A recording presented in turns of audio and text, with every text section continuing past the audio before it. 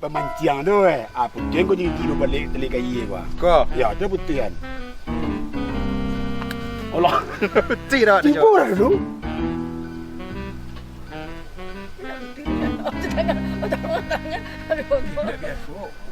Dah putih dah Jo. Telik dah jual gua lah. Ayo kaki hijau Ajo lapi duan gua.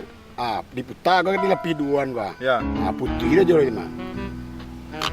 Oi sama je Dracula Cak gini je.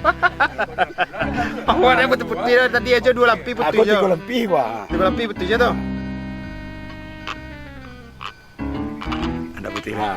Ya putih je. Padang tak. Tadi 3 lampi.